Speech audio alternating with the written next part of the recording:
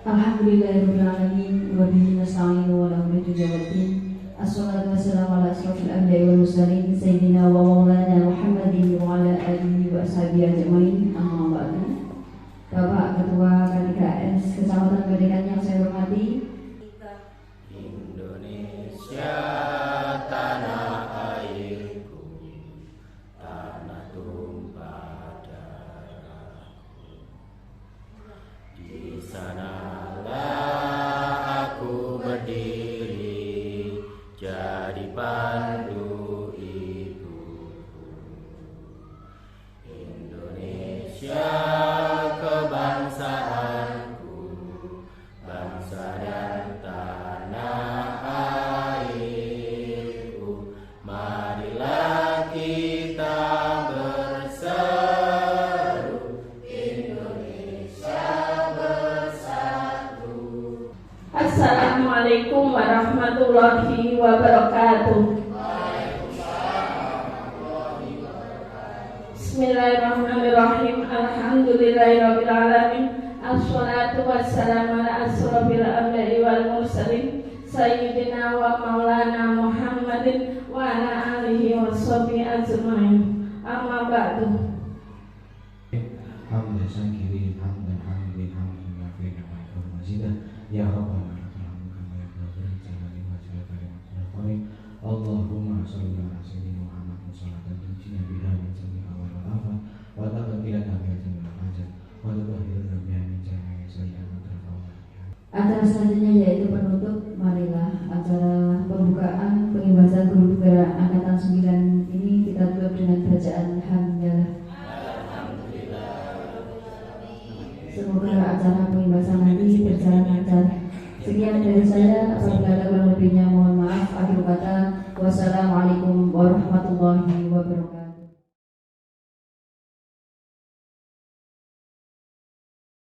Assalamualaikum warahmatullahi wabarakatuh. Ya, di sini saya akan menyampaikan materi disiplin positif dan nilai kebajikan. Jadi nama saya Tri Yuliadi Wibowo, CGP Angkatan 9 dari SDN 1 Karangjowo. Pertama ini akan saya berikan yaitu sebuah keyakinan kelas, yaitu tadi dari pemateri yang pertama dan yang kedua sudah menyampaikan materi dengan gamblang. Mungkin ini perlu saya sampaikan karena ini nanti juga akan bisa kita ibaskan di lembaga kita masing-masing, di kelas kita masing-masing. Bagaimana setiap saat kita melaksanakan pembelajaran ini perlu adanya keyakinan kelas atau kesepakatan kelas. Perlu saya berikan kertas bisa ditulis. Selamat datang untuk Bapak Ibu guru hebat semua. Belajar bersama, berkolaborasi, saling mendukung dalam mewujudkan budaya positif di sekolah kita tercinta. Tujuan pendidikan, tujuan pendidikan. Jadi kita sebagai guru dalam pendidikan pasti memiliki sebuah tujuan.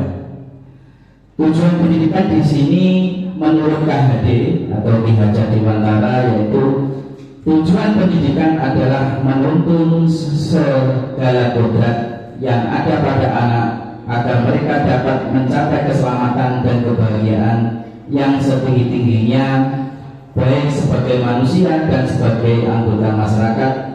Oleh sebab itu pendidik itu hanya dapat menuntun tumbuh atau hidupnya kekuatan kodrat yang ada pada anak agar dapat memperbaiki lakunya atau bukan dasarnya hidup dan tumbuhnya kekuatan kodrat anak. Filosofi dan pemikiran KHD tentang pendidikan.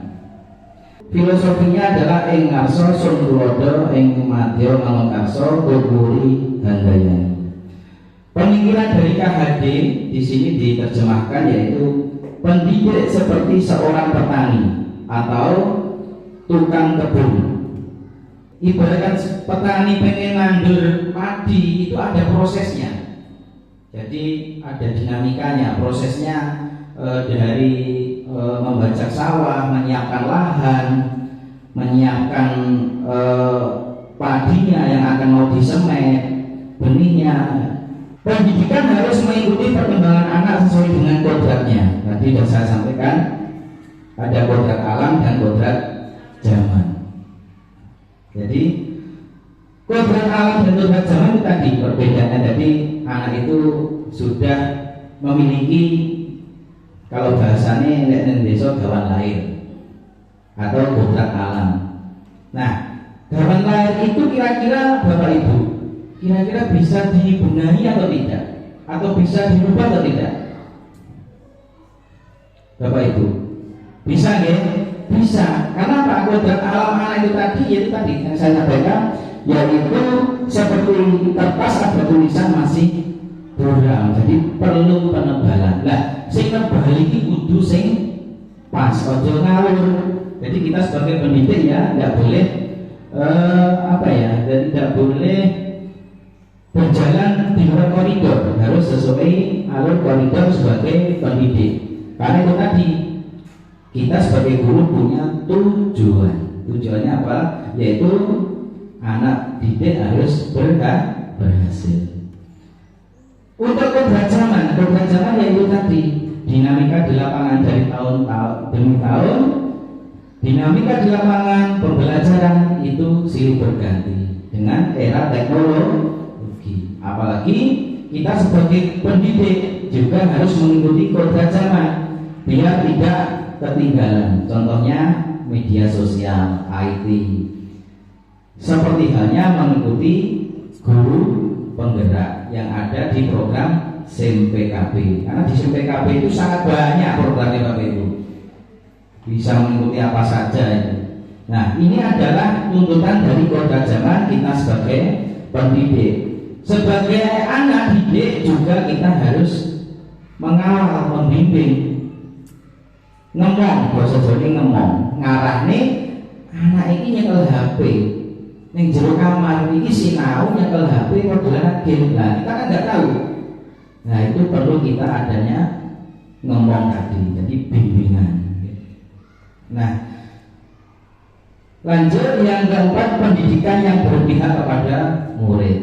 Jadi kita itu sebagai pendidik jangan keliru berpihak kepada gurunya, harus berpihak kepada murid.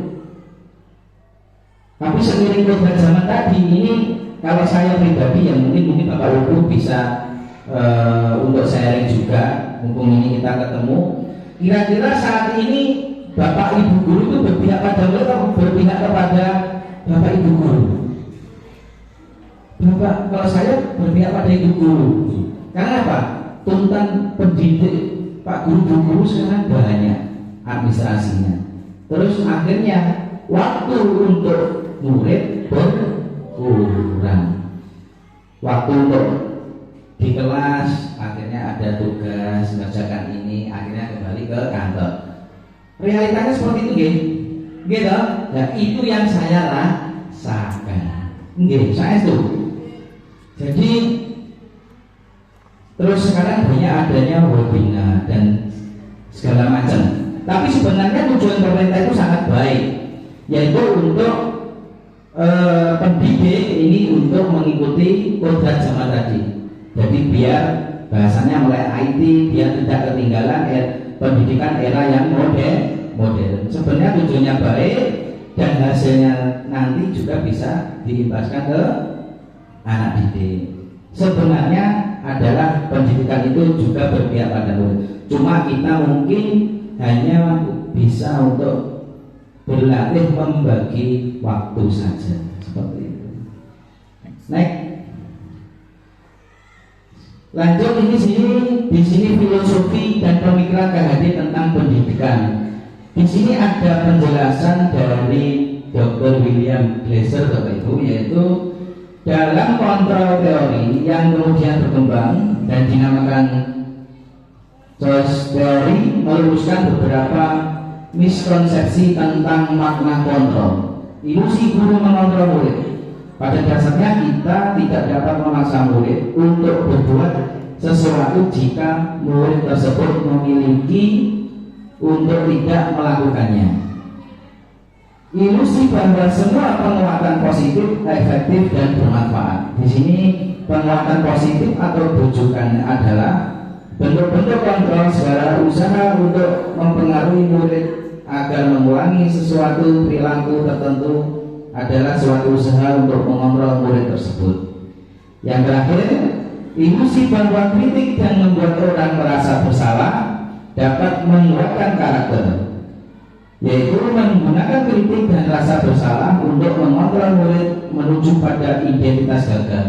Mereka belajar untuk merasa buruk tentang diri mereka. Jadi di sini adalah bentuk-bentuk apa yang disampaikan Dr. William Glasser ini sangat bermakna dan perlu kita pelajari untuk kita praktekkan di tiap hari di kelas kita. Jadi ada seperti ilusi kritik, membuat orang merasa bersalah dan sebagainya. Ini perlu kita pelajari. Next. Perubahan paradigma teori stimulus respon ke teori kontrol menurut Stephen R. Covey. Di sini stimulus respon dan teori kontrolnya, pertama realitas kebutuhan kita sama. Teori kontrolnya adalah realitas kebutuhan kita berbeda. Kedua, semua orang melihat hal yang sama. Teori kontrolnya adalah setiap orang memiliki gambaran berbeda. Ketiga, kita mencoba mengubah orang agar berpandangan sama dengan kita. Teori kontrolnya adalah kita berusaha memahami pandangan orang lain tentang dunia. Yang keempat, perilaku buruk dilihat sebagai suatu kesalahan. Teori kontrol kita adalah semua perilaku memiliki tujuan. Next.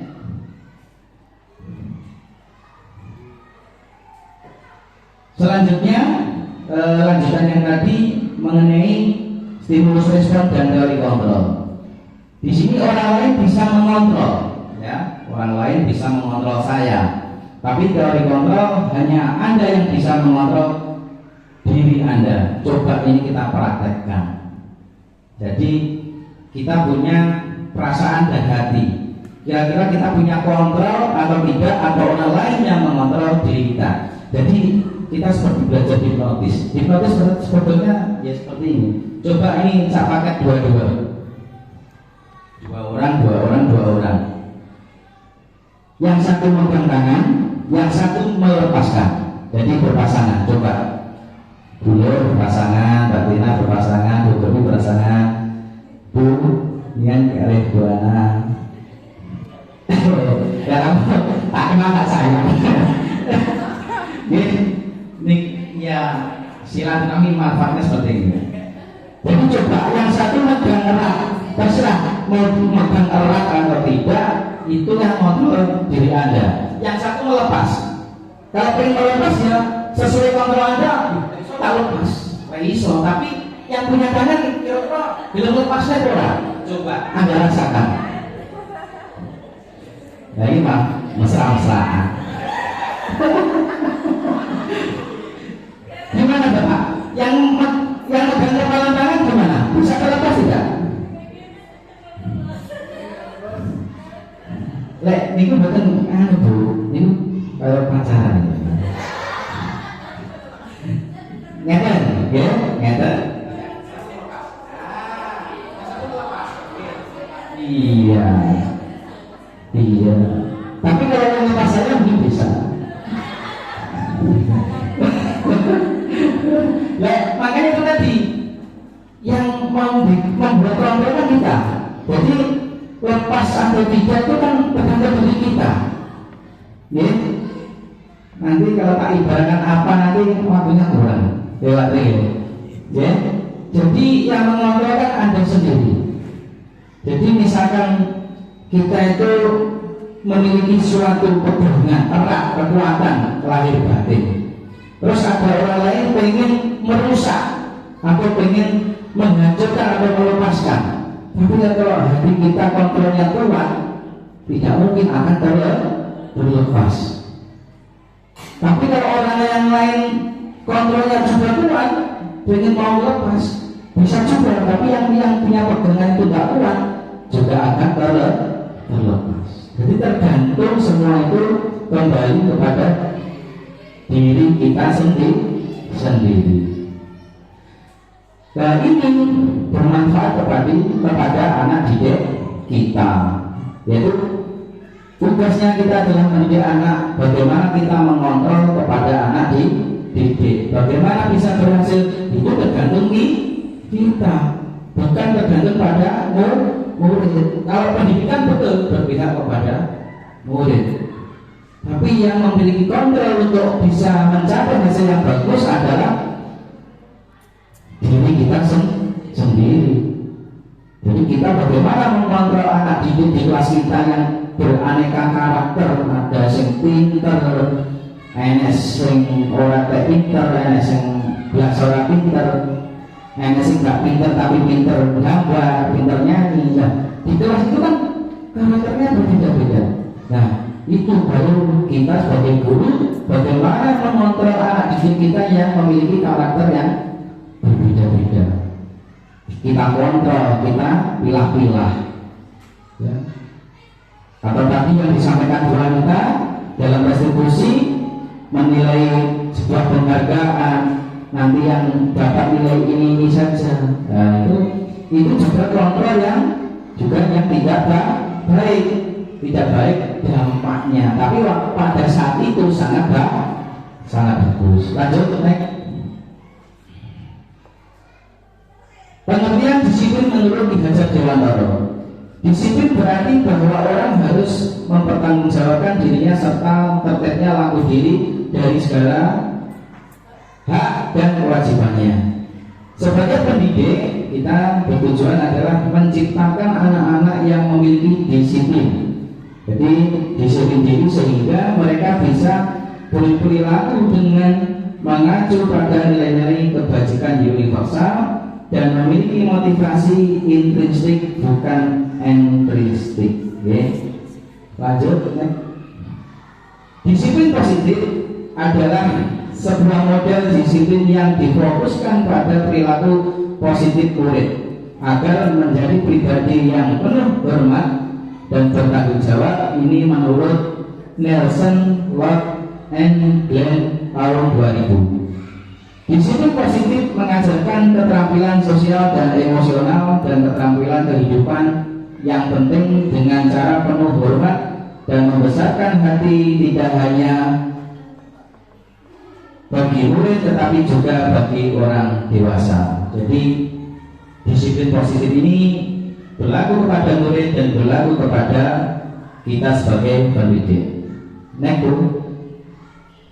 Kriteria utamanya yaitu yang pertama bersikap baik dan tegas di saat yang bersamaan, membantu murid merasa dihargai dan memiliki keterikatan antara dirinya dengan guru dan teman kelasnya, memiliki komitmen untuk mempertimbangkan efektivitas dan dampak jangka panjang bagi proses belajar murid, membekali murid dengan keterampilan sosial dan mendukung pertumbuhan karakter yang baik, mengajak murid untuk menemukan dan menggunakan kekuatan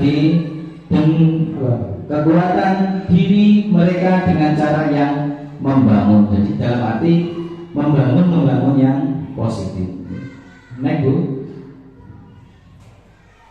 Disiplin positif. Di sini dalam keseharian disiplin dimaknai menjadi sesuatu yang dilakukan seseorang kepada orang lain untuk mendapatkan kepatuhan. Kita cenderung menghubungkan kata disiplin dengan ketidaknyamanan.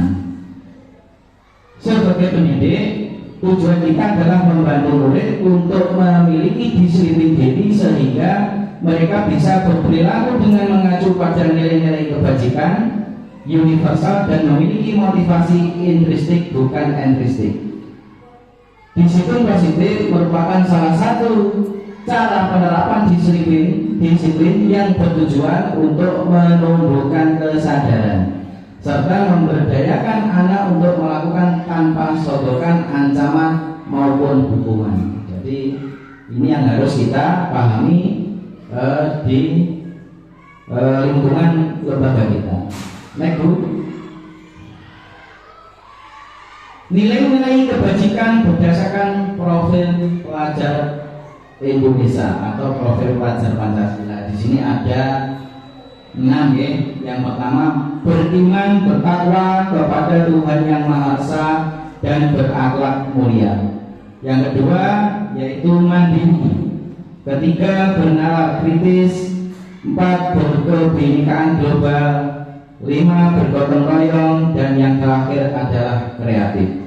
Mungkin dari 6 profil ini Bapak Ibu mungkin saya yakin tiap hari di lembaganya masing-masing sudah dilaksanakan. Mungkin bisa dipraktekkan.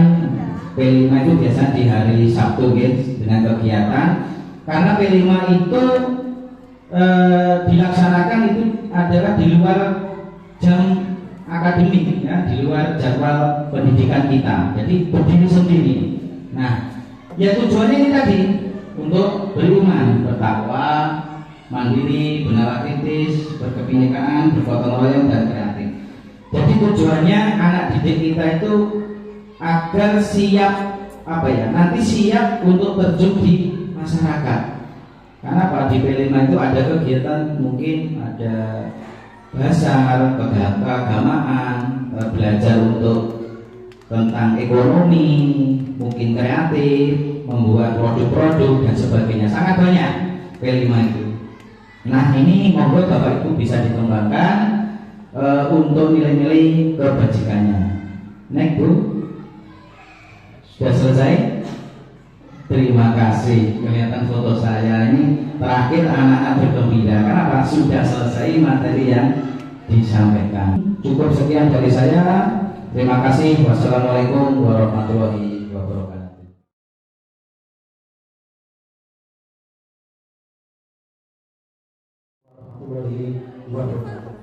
Assalamualaikum warahmatullahi wabarakatuh. Bapak Ibu yang kami hormati, sebelum saya menyampaikan materi yang kedua pada pagi ini, saya ucapkan terima kasih. Kembali saya mengulangi terima kasih yang sebanyak-banyaknya atas kehadiran Panjenengan Sudoyo pagi ini. Semoga niat baik kita bersama pagi ini mendapatkan ridho dari Allah Subhanahu wa Ta'ala dan menjanjikan satu pahala, yaitu ilmu yang bermanfaat. Jadi kata Ibu Tumi ya, ilmu bermanfaat itu tidak ada putusnya. Terus mengalir, insya Allah begitu ya Bapak Ibu. Dan seperti mengulangi yang disampaikan Pak Ambar, bahwa saya di sini kebetulan bukan saya lebih pintar atau lebih berpengalaman dari Panjenengan Sudoyo. Yang perlu digarisbawahi adalah kita sharing Bapak Ibu. Kita sharing berbagi pengalaman, bagaimana Bapak Ibu menerapkan apa yang sudah Bapak Ibu ketahui di lembaga masing-masing, dan saya pun begitu. Dari situ nanti kita bisa mengambil satu pembelajaran yang sangat bermanfaat tentunya bagi anak didik kita. Dan langsung saja Bapak Ibu, karena waktu yang terbatas, untuk materi yang kedua pagi ini saya akan menyampaikan tentang satu slide-nya. Teori motivasi, hukuman dan penghargaan serta restitusi. Kita tidak usah kenalan ya. Ini mohon maaf mungkin slide-nya agak gelap karena saya menyukai warna hijau. Hijau itu segar, subur Bu, koridor ya, tenang dan tapi tidak menghanyutkan. Baik, untuk slide kedua. Bapak Ibu, tujuan kita berbagi ini tentang yaitu tadi yang ke-1 tentang teori motivasi, hukuman dan penghargaan serta restitusi adalah supaya kita bisa ini Bapak Ibu melakukan pengamatan dan peninjauan atas praktek yang selama ini kita lakukan di lembaga kita masing-masing, apakah sudah sesuai dengan teori motivasi, hukuman dan penghargaan serta restitusi. Tidak ada salah dan benarnya Bapak Ibu ya. Kita bisa nanti mengambil hikmah dari pembelajaran yang kita sharingkan pada pagi hari ini. Kita itulah manfaatnya berkolaborasi. Next, kemana? Bapak Ibu, 3 motivasi perilaku manusia seperti yang disampaikan oleh Diane Dawson atau Restructuring School Disiplin, ada 3 Bapak Ibu. Bahwa satu ini adalah untuk menghindari ketidaknyamanan atau hukuman. Jadi manusia itu melakukannya untuk menghindari ketidaknyamanan atau hukuman. Dan motivasi ini bersifat eksternal, Bapak Ibu. Jadi bukan dalam diri, tetapi dari luar, eksternal, betul. Motivasinya dengan tingkat rendah. Ini adalah tingkatan terendah dalam teori motivasi, yaitu pertanyaannya muncul biasanya seperti ini: apa yang akan terjadi jika saya tidak melakukannya? Jadi dia memikirkan yang terjadi itu apa bila saya tidak melakukannya. Kemudian yang kedua, nah ini biasanya ini mungkin ya yang sering dipraktekkan. Yang kedua, untuk mendapatkan imbalan atau penghargaan dari orang lain. Ini juga termasuk motivasi yang bersifat eksternal, jadi dari luar bukan dari dalam dirinya sendiri. Pertanyaannya, apa yang saya dapatkan jika saya melakukannya? Ini biasanya yang sering kita temui, ya kan? Kemudian yang ketiga, untuk menjadi orang yang mereka inginkan dan menghargai diri sendiri dengan nilai-nilai yang mereka percaya. Jadi Bapak Ibu, motivasi ini bersifat eksternal. Pertanyaan, menjadi orang seperti apa jika kamu melakukannya? Motivasi inilah yang membuat seseorang memiliki disiplin positif. Next, mana? Saya mengambil satu kesimpulan atau saya menggarisbawahi. Jadi motivasi perilaku manusia merupakan dorongan dari dalam atau dari luar diri. Jadi internal, ya eksternal dan internal, yang timbul pada diri seseorang secara sadar atau tidak sadar untuk melakukan suatu tindakan dengan tujuan tertentu. Jadi motivasi itu berhubungan dengan tujuan, Bapak Ibu ya.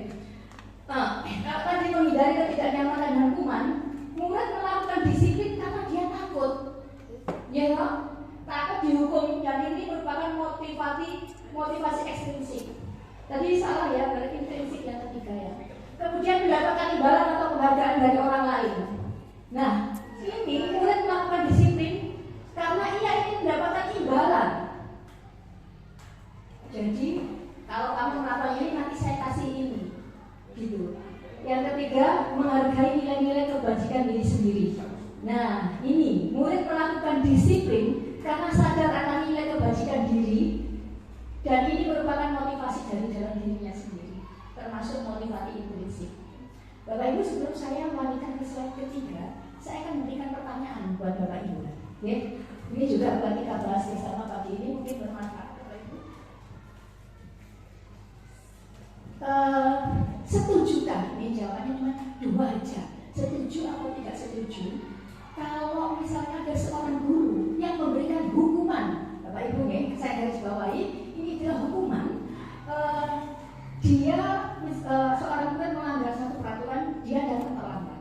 Nah, guru tersebut memberikan hukuman, dia kehilangan waktu 10 menit jam istirahat untuk mengerjakan tugas yang dikasihkan Bapak Ibu gurunya tadi. Tapi dia kehilangan waktu 10 menit untuk istirahat. Itu setuju atau tidak? Itu saja.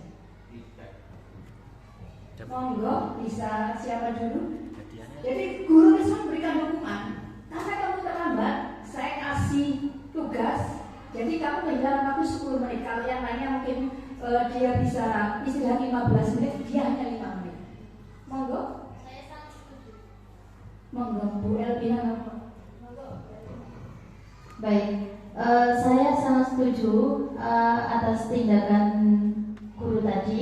Karena apa?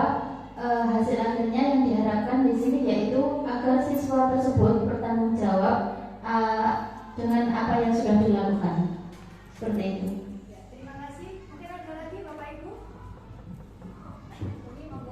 Dari saya sangat setuju karena dengan hukuman akan memberikan efek jera pada anak sehingga hukuman itu bersifat mendidik. Jadi yaitu supaya bisa lebih disiplin.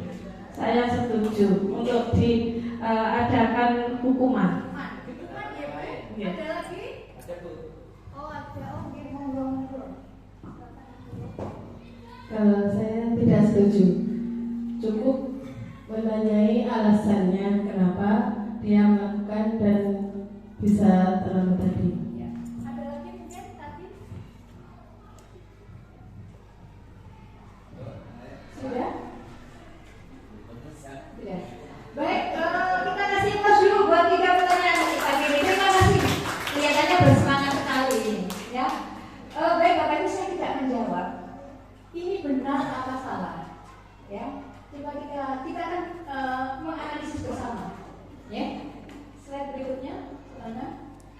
Nah, ini Bapak Ibu yang akan saya sampaikan kepada panjenengan. Ini adalah hukuman, konsekuensi dan restitusi. Jadi apa hukuman itu? Konsekuensi apa? Dan restitusi itu apa? Dari sini, setelah kita membaca ini, panjenengan akan tahu, ya, jawaban yang diberikan panjenengan tadi. Yang pertama, perbedaan hukuman, konsekuensi dan restitusi. Jadi Bapak Ibu, hukuman itu bersifat satu arah. Dari pihak guru saja yang memberikan, dan murid hanya menerima. Jadi ini apa ya nama lainnya dengan hanya menerima? Korban. Itu bisa dikatakan gitu Pak Bowo. Hanya menerima. Jadi murid itu hanya menerima. Kemudian yang kedua, konsekuensi adalah tindakan yang sudah terencana atau sudah disepakati, sudah dibahas dan disetujui oleh murid dan guru. Jadi ada persetujuan antara guru dan murid. Nah, kesepakatan. Bapak Ibu sudah membuat kesepakatan kelas, keyakinan kelas. Nah, ini ada hubungannya dengan yang namanya konsekuensi. Kemudian yang ketiga, restitusi. Restitusi adalah proses menciptakan kondisi bagi murid untuk memperbaiki kesalahan mereka, sehingga mereka bisa kembali pada kelompok mereka dengan karakter yang lebih kuat. Jadi itu tadi kata kuncinya, hukuman dan konsekuensi. Jadi Bapak Ibu, dari sini panjenengan sudah bisa ya mengambil satu kesimpulan bahwa itu yang saya berikan tadi, satu pertanyaan pemantik tadi. Kalau hukuman saya rasa tidak pas. Demikian tadi Bapak Ibu tentang perbedaan hukuman, konsekuensi dan restitusi. Next. Nah, ini kita dapat menganalisis kembali dari sini Bapak Ibu tentang konsep disiplin dengan identitas yang gagal. Bapak Ibu, kenapa hukuman itu tidak bisa kita terapkan atau mungkin tidak pas ya? Tadi istilahnya kita mungkin tidak pas Bapak Ibu, karena hukuman itu menyakitkan, tidak nyaman. Kemudian murid merasa takut, ya, dan bersifat memaksa. Kowe kudu ngene, pokoknya kowe kudu ngene, ya begitu. Kemudian murid menyembunyikan kesalahannya. Kebanyakan setelah kita menerapkan hukuman, murid itu tidak jujur, ya. Akhirnya dia melindungi diri sendiri, iya mereka dihukum, seperti itu. Kemudian murid menjadi rendah diri, ini, ya. Kemudian kalau penghargaan itu tidak efektif. Nanti saya akan menjelaskan tentang penghargaan, ya. Ini antara hukuman dan penghargaan dulu. Tidak efektif, merusak hubungan atau menimbulkan sifat iri dengan mematikan kreativitas. Menghukum dengan sistem ranking ini biasanya, nanti ada penjelasannya lagi. Kemudian merampas hak menghargai diri sendiri. Next, Bu Ana.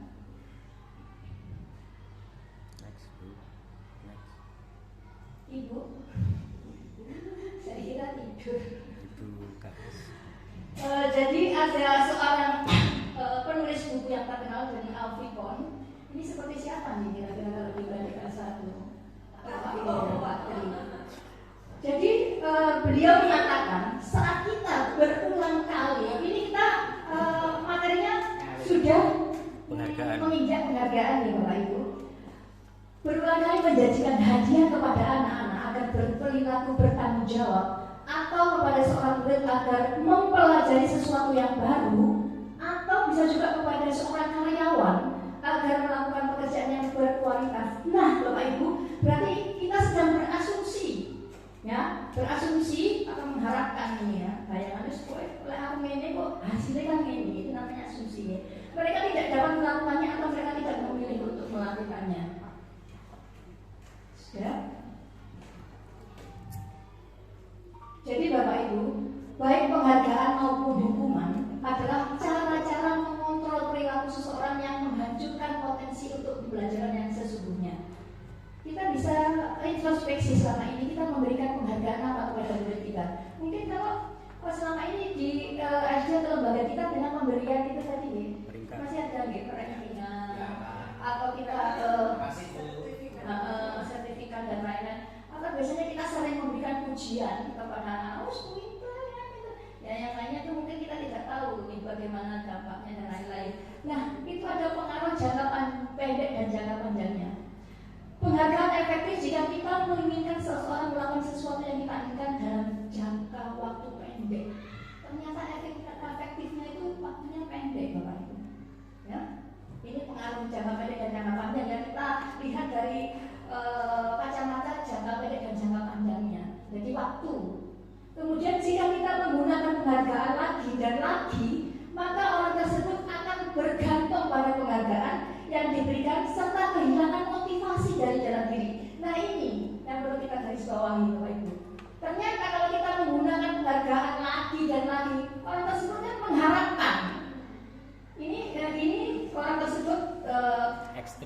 murid kita, siswa kita. Nah, jadi dia kehilangan motivasi dari dalam atau dari eksternal dirinya.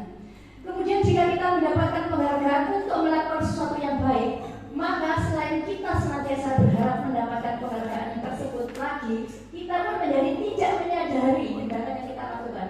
Dia tidak sadar karena tidak dimodali dalam dirinya itu. Atau dia?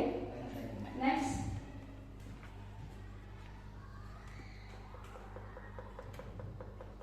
Nah, ini Bapak Ibu, inilah penghargaan ternyata tidak efektif selama ini. Penghargaan adalah suatu benda atau peristiwa yang diinginkan yang dibuat dengan persyaratan hanya jika Anda melakukan hal ini maka akan mendapatkan penghargaan yang diinginkan. Jadi ada satu syaratnya kan? Kalau kamu gini nanti kamu mendapatkan ini loh, ada iming-imingnya. Jika saya mengharapkan penghargaan dan tidak mendapatkannya maka saya akan kecewa dan berkecil hati. Lain kali saya tidak berusaha sekeras sebelumnya. Gitu. Ya. Kemudian jika penghargaan diberikan untuk melakukan sesuatu, maka kita harus terus-menerus memberikan penghargaan itu. Jika kita ingin hal tersebut meneruskan perilaku yang kita inginkan. Jadi kita harus memberikan reward terus kepada anak tersebut agar memacu atau memicu kreativitasnya, ya kan? Ada kan? Iya, next. Baik. Berikutnya. Nah ini, ternyata Bapak Ibu penghargaan itu merusak hubungan. Kalau kita memberikan reward, ini bisa merusak hubungan. Tapi lain loh, ada lainnya loh. Pak Tri mungkin sama Pak Tri sama Pak Bowo lain kalau itu kita berikan reward kepada pacar kita, Pak. Ya, beda mana? Itu lain ceritanya ya. Tidak merusak hubungan, tetapi malah apa, Pak? Mempererat. Gitu ya. Semakin dekat kalau memberikan reward kepada orang yang kita kasih, tapi ini lain. Tidak memberikan lain materinya ya. Jadi penghargaan itu bisa merusak hubungan. Nah, kita lihat sekarang apa penjelasan dari ini. Penghargaan kok bisa merusak hubungan. Bapak Ibu, ketika seseorang diberi penghargaan atau dipuji di depan orang ya, di depan orang banyak, maka yang lain akan merasa iri. Nah, ini tadi sudah saya jelaskan di depan. Kok wih tok toh Bu sing dipuji? Misalnya ini, Juri ku pinter. Wah, deh ampun dong, aku pinter. Tadi malam belajar ya. Nilainya bagus-bagus, semangat ya. Yang lain kan mau tidak mau iri. Juri maaf loh Mbak Juri. Nurjana apa aku disebut Bunita? Oh, dia gemi Nurjana sama Nurjana. Oh, Wine. Itu mungkin di depan Bapak Ibu tidak di belakang mesti seperti itu, ya kan? Mesti. Ya, disebut sampai dia merasa melo-melo kayak aku Wine mau bilang itu kan ya. Menimbulkan rasa iri. Kemudian jika seseorang guru sering memberikan penghargaan kepada murid-muridnya, besar kemungkinan Bapak Ibu murid-muridnya termotivasi hanya untuk menyenangkan gurunya saja. Terus ben seneng Bunita lho, ben seneng. Ya. Mereka tidak akan bersifat jujur kepada guru tersebut. Tidak ada kejujuran dari dalam dirinya. Kemudian penghargaan menciptakan persaingan di dalam kelas dan persaingan menciptakan kecemasan. Ini jadi tidak kondusif kelasnya kalau sudah ada yang iri, sudah ada yang merasa cemas, ya. Kemudian yang terakhir, mereka percaya bahwa mereka tidak memiliki kesempatan untuk mendapat penghargaan akan berhenti mencoba. Ini karena anak sudah merasa rendah diri, tidak pernah dipuji, sudah ada rasa iri, sudah ada rasa cemas. Akhirnya apa? Mereka percaya, mas aku kemarin gak oleh kesempatan. Aku loh gak tahu dipuji, aku sih enak iki seperti itu. Karena mereka akan berhenti mencoba. Dia merasa sudah tidak diperhatikan lagi sama gurunya, dia akan berhenti mencoba. Sebenarnya anak tersebut kalau kita mau menggali mungkin punya kemampuan atau talenta yang lain, ya kan? Nah karena itu tadi, ternyata gara-garanya apa tadi? Gara-gara penghargaan. Tapi selama ini penghargaan seperti itu, ya. Nah, monggo ini sepertinya ada yang mau nanya tapi Umi. Monggo soalnya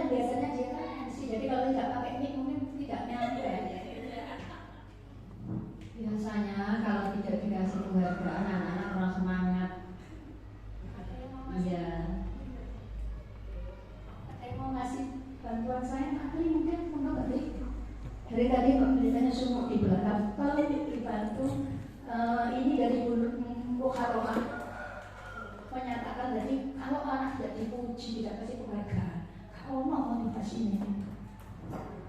Oke, baiklah. Terkait dengan penghargaan, bahwasannya semuanya itu diawali dari ekstensif maupun intrinsik. Jadi penanaman karakter dengan dimensi profil belajar Pancasila tadi sebenarnya itu sudah melakukan atau menuju ke dalam pembangunan karakter anak, yang mana nantinya dari awal kalau seumpama sudah ada penanaman dalam diri bahwa itu adalah harus ada penghargaan dalam sebuah tindakan. Kita minta untuk anak-anak katakanlah melakukan sesuatu, tapi harus ada satu penghargaan. Itu pun menurut saya kurang bagus. Kenapa? Karena nantinya akan membuat pola pikir anak menjadi kecenderungan melakukan atau diperintah oleh siapapun pasti membutuhkan adanya penghargaan. Nah, di sini kita sebagai guru, yang mana di sini ada dimensi profil belajar Pancasila itu, yang mana di situ ada mandiri seperti itu. Jadi tanpa disuruh pun kita, tanpa diberikan penghargaan, seharusnya sebagai seorang guru kita menuntun anak-anak tersebut bagaimana caranya, ya. Tanpa adanya penghargaan itu tertanam kepada anak-anak tentang kemandirian seperti itu, Bu. Jadi ini adalah tantangan tersendiri bagi seorang guru. Ya, terima kasih. Matur suwun Pak Tri sudah membantu saya. Jadi itu tadi Ibu Mukaromah, semoga puas. Sampun puas modern. Sampun, nanti kalau belum bisa menghubungi Pak Tri. Selanjutnya Bu Ana masih ada. Nah, berikutnya bahwa penghargaan menurunkan kualitas. Bapak Ibu, pengamatan dilakukan pada sekelompok mahasiswa dan mahasiswi yang sedang kerja praktek di sebuah surat kabar universitas.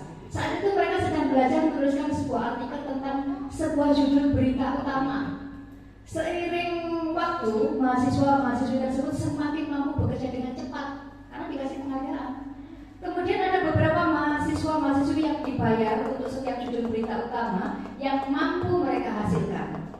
Setelah beberapa lama, Bapak Ibu, ternyata mahasiswa-mahasiswi yang dibayar ini hasil kinerjanya berhenti berkembang.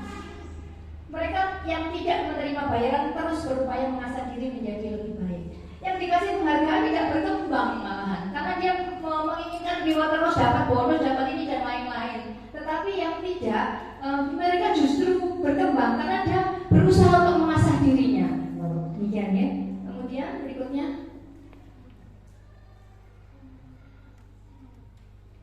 Ya, yang ini penghargaan mematikan kreativitas. Bapak Ibu, murid-murid diminta berpikir mengenai hadiah atau penghargaan yang bisa mereka dapatkan bila berhasil menulis sebuah puisi. Kreativitas murid-murid ini berkurang dibandingkan dengan yang tidak diberitahukan tentang hadiah yang bisa mereka terima.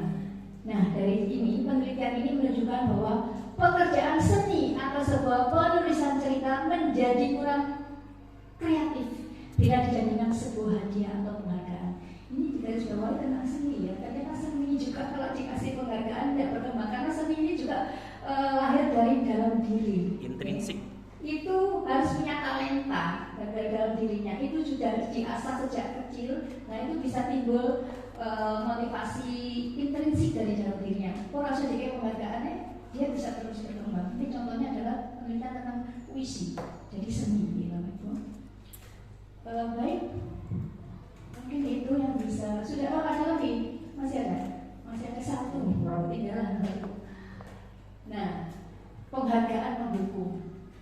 Bapak Ibu, penghargaan menghukum mereka yang tidak mendapatkan penghargaan. Ya, ternyata penghargaan itu menghukum anak yang tidak mendapatkan penghargaan. Otomatis dia mendapatkan hukuman. Karena apa? Memberikan penghargaan dan hukuman adalah hal yang sama. Karena keduanya mencoba mengendalikan perilaku seseorang. Karena orang itu pada dasarnya tidak suka dikendalikan. Ya. Jadi dua-duanya itu sama. Sing oleh penghargaan, sing oleh hukuman. Dua-duanya itu sama-sama ini ya. Keduanya mencoba mengendalikan perilaku seseorang. Karena pada dasarnya orang tidak suka dikendalikan. Dalam jangka waktu lama ternyata penghargaan akan terlihat sebagai hukuman. Dia masih berpikir seperti ini. Tersiksa juga kan?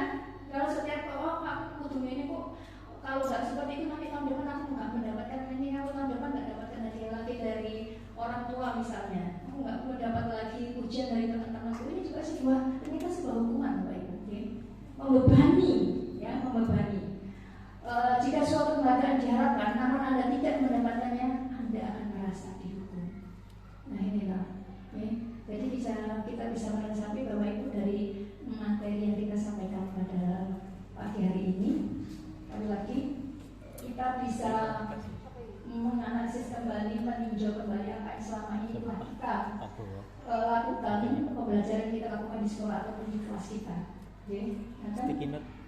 Dari sini mungkin ada yang akan memberikan refleksi tentang apa yang telah kita diskusikan. Kita diskusi sharing ya. Ada yang mau memberikan refleksi? Monggo. Ibu Ida berdoa monggo.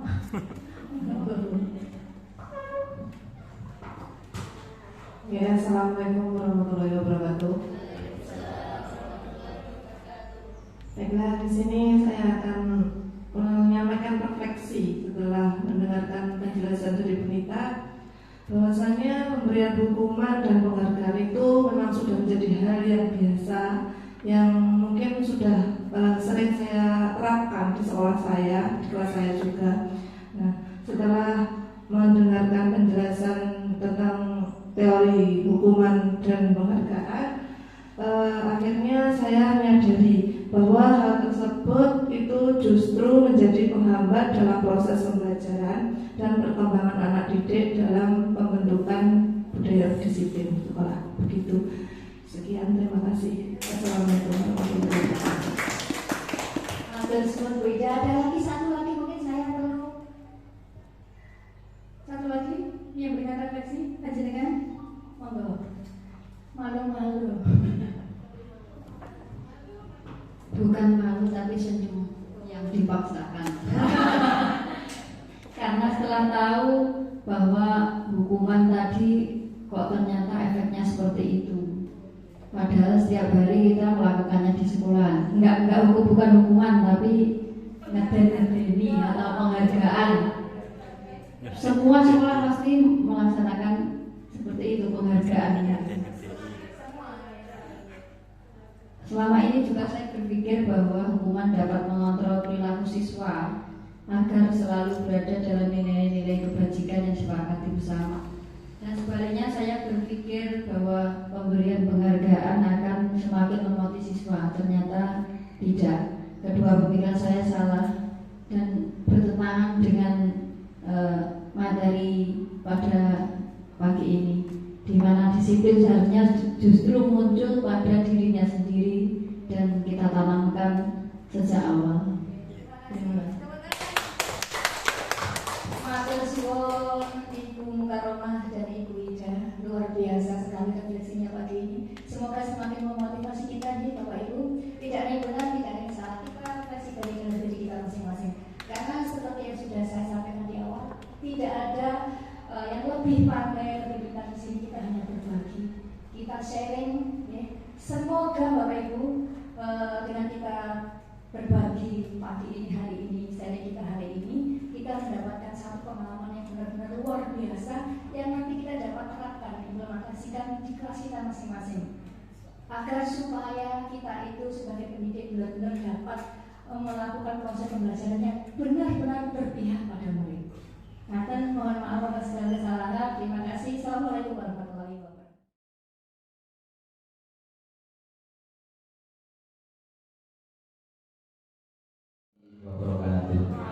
Bismillahirrahmanirrahim. Assalamualaikum warahmatullahi wabarakatuh. Sebelum materi yang akan saya sampaikan, tadi sudah ada 3 materi yang sudah disampaikan oleh teman-teman dari JGP Angkatan 9. Tangannya jangan mogok dulu, selanjutnya tangannya coba digosok-gosokkan. Sudah, tempelkan di telinga.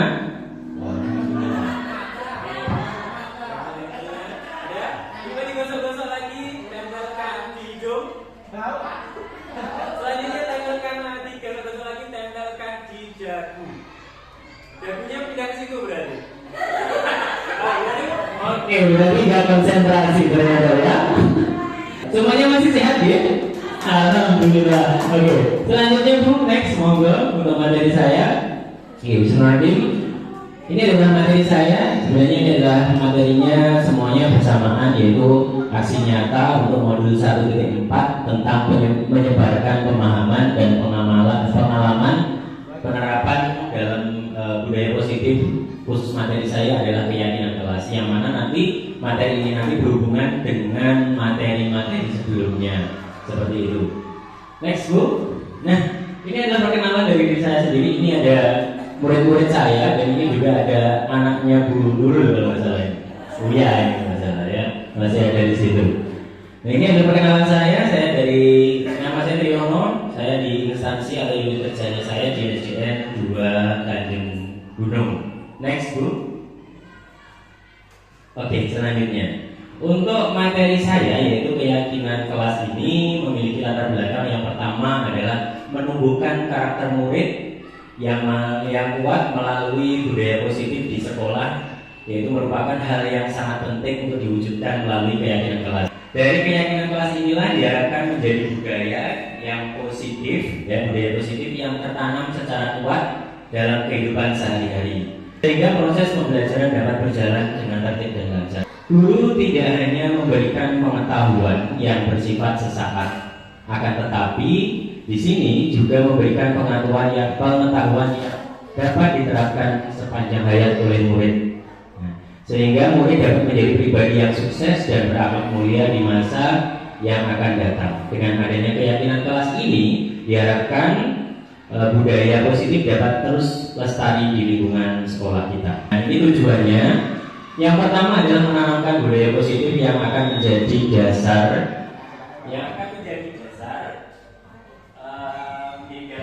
hidup murid untuk selamanya. Yang pertama itu. Selanjutnya yang kedua yaitu adalah menjadikan keyakinan kelas sebagai dasar untuk menumbuhkan budaya positif murid dan pembiasaan yang terpola sebagai wujud penerapan dimensi profil belajar Pancasila. Terus selanjutnya yang ketiga, menciptakan lingkungan belajar yang aman dan nyaman bagi murid sehingga dapat berpikir kritis dan terbuka dalam menggali nilai-nilai kebajikan universal dari keyakinan kelas tersebut. Next Bu. Nah, selanjutnya seperti yang sudah disampaikan di awal, di budaya positif itu meliputi ini, ya. Jadi ada 6 di sini. Yang pertama adalah perubahan paradigma stimulus respon yang tadi disampaikan oleh Pak Bowo. Selanjutnya konsep disiplin, terus keyakinan kelas itu di saya. Nanti ada pemenuhan 5 kebutuhan dasar yang disampaikan oleh Pak Ambar tadi, 5 posisi kontrol dan segitiga institusi. Jadi budaya positif itu meliputi 6 ini. Nah, budaya positif ini apa di sini? Dari sini kita tarik 2 poin. Yang pertama, budaya positif merupakan perwujudan dari nilai-nilai atau keyakinan universal yang diterapkan di sekolah. Selanjutnya yang kedua, budaya positif yang diterapkan di sekolah adalah salah satu perwujudan dari visi guru, ya, yang mengandung nilai-nilai kebajikan sesuai dengan tujuan pendidikan nasional yang dijabarkan dalam dimensi profil belajar Pancasila. Selanjutnya, nah, kalau kita tadi sudah membahas tentang budaya positif, kita turunkan untuk menjadi apa keyakinan kelas itu. Nah, yang pertama, keyakinan kelas merupakan nilai-nilai universal yang diyakini bersama, berasal dari dalam diri tanpa adanya paksaan. Terus yang kedua, keyakinan kelas merupakan metode untuk menimbulkan kembali disiplin positif yang didasari oleh motivasi dari dalam diri. Ini adalah intrinsik. Implementasi keyakinan kelas dilatar belakangi bahwa ditemukannya beberapa murid yang masih diingatkan untuk melakukan tindakan kebaikan atau disiplin. Oke. Selanjutnya ini pertanyaan pemantik sebenarnya. Mengapa keyakinan kelas? Mengapa tidak peraturan kelas? Nah, jadi yang namanya keyakinan kelas adalah terbentuk atas dasar kesepakatan antara semua murid dengan tuntunan dari bimbingan guru dan bimbingan guru. Keyakinan kelas merupakan hal atau hasil diskusi apa saja yang menjadi aturan yang dituangkan serta apa konsekuensi yang diterima jika kita melaksanakan atau melanggarnya. Itu adalah tentang keyakinan. Selanjutnya yang peraturan yang selama ini kita laksanakan, yaitu adalah dibuat atau disusun oleh satu pihak, yaitu biasanya guru. di sini. Sehingga reward atau punishment, penghargaan atau penghukuman di sini yang diterima merupakan satu arah sebagai imbas dari aturan yang ditetapkan oleh atau sepihak oleh guru tersebut. Nah, sekarang pertanyaan pemantik, ya. Ada dua yang ingin saya sampaikan di sini. Mengapa kita memiliki peraturan tentang penggunaan helm pada saat mengendarai kendaraan bermotor? Itu yang pertama. Yang kedua, mengapa kita memiliki peraturan tentang penggunaan masker dan cuci tangan pada saat setiap hari pada saat pandemi COVID kemarin? Nah, sebelum itu ada beberapa nilai kebajikan yang ingin saya munculkan dari Bapak Ibu. Yang pertama itu nanti kira-kira apa, Bu, Bapak Ibu? Tentang mengendarai pakai helm pada saat bermotor itu. Mantan, oke. Kalau yang kedua, Bu, Bapak Ibu, monggo. Tentang kebajikan, nilai kebajikan kita apa di sini? Penggunaan masker. Kesehatan. Coba kita next, Bu. Pertanyaan jawabannya bagaimana? Oke. Kemungkinan jawaban Anda atau Bapak Ibu semuanya adalah keselamatan. Yang kedua yaitu adalah kemungkinan adalah tentang kesehatan. Nah, ini adalah nilai-nilai kebajikan yang saya paparkan di sini. Tidak hanya ini sebenarnya nilai kebajikan itu, banyak sekali. Tetapi kalau saya taruh di sini tidak muat, jadi saya pilihkan aja. Nilai-nilai kebajikan universal. Di sini ada keadilan, terus peduli, disiplin, jujur, kesabaran, tanggung jawab, mandiri, keselamatan, kesehatan, dan kehormatan, seperti itu. Oke, next, Bu. Nah, coba ini nilai kebajikannya apa? Peraturan. Di sini saya buat ada 1, 2, 3, 4. Pertama, kembalikan barang ke tempatnya. Berarti nilai kebajikannya apa? Kerapian, disiplin, ada lagi mungkin? Oke. Yang kedua, hadir di sekolah 15 menit sebelum pembelajaran dimulai. Berarti atas disiplin, bawah juga disiplin, ya. Oke. Yang ketiga, memakai masker. Memakai masker kira-kira apa? Kesehatan. Oke. Yang keempat, dilarang mengganggu orang lain.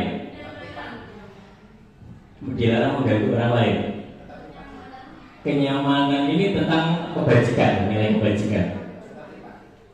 Monggo. Nanti ada beberapa pembelajaran. Nah, di sini kembalikan barang ke tempatnya. Ini dikatakan kembalikan. Ini adalah sebuah kata petunjuk atau itu adalah berarti tanggung jawab untuk mengembalikan dan sebagainya. Itu adalah tanggung jawabnya. Terus yang kedua adalah disiplin.